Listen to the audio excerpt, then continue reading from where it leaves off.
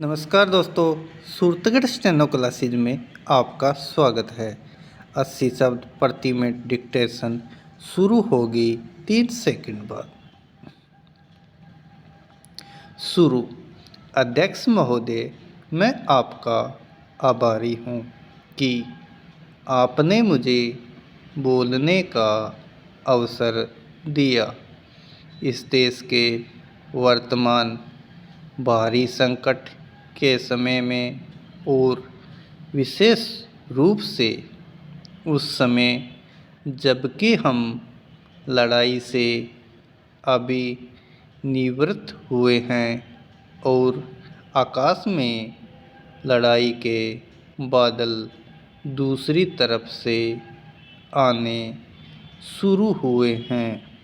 हमारे वित्त मंत्री ने जो बजट पेश किया है वे इसके लिए बधाई के पात्र है। Paragraph change. यद्यपि भिन्न भिन्न पहलुओं को लेकर आलोचनाएं की गई है, लेकिन यदि उनकी कठिनाइयों को भी देखा होता कि राष्ट्र को किन किन संकटों का सामना करना पड़ रहा है, इस बात पर भी अगर मेरे से पहले बोलने वाले वक्ताओं ने विचार किया होता तो मेरा विश्वास है कि उनकी आलोचनाओं का आधार कुछ दूसरा होता। उन्होंने ऐसे कठिन अवसर पर यह एक संतुलित बजट पेश किया है, उसके लिए मैं उन्हें बार बार बधाई देता हूँ। लेकिन साथ ही साथ मैं अपना यह कर्तव्य समझता हूँ कि कुछ ऐसे विचार भी उनके सामने प्रस्तुत करूँ जिससे उनकी कठिनाइयाँ कुछ हल हो जाए। उदाहरण के रूप में विगत 2 वर्षों में लेखा जोखा कमेटी में बैठने के समय मुझे ऐसा अनुभव हुआ है कि इस देश में 2-3 इस प्रकार की त्रुटियां मौजूद है जिनको दूर करने के लिए, जिनकी जांच करने के लिए यदि कोई एक कमेटी या आयोग बिठा दिया जाए तो राष्ट्र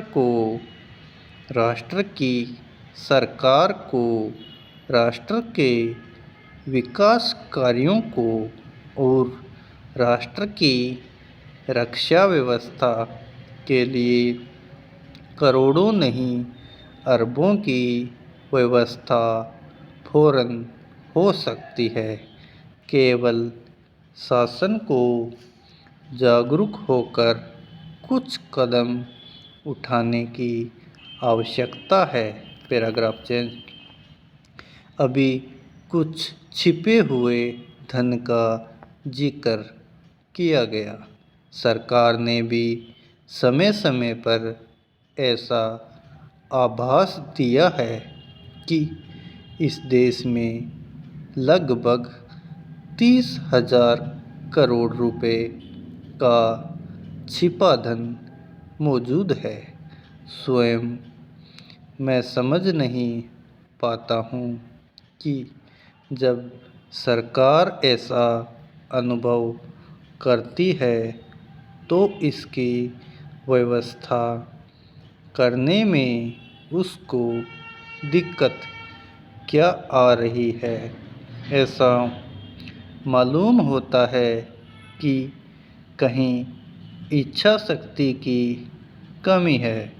भारत की इस सरकार ने अपनी शक्ति का ठीक से उपयोग करके उस दुश्मन के दांत खट्टे किए, जिसके ऊपर विश्व की शक्तिशाली और इंग्लैंड जैसी शक्तियों का अटूट सहारा था, और जिसको कि उन्होंने हमारे विरुद्ध उकसाकर खड़ा किया था और अपना पूर्ण सहयोग दिया था। स्टॉप।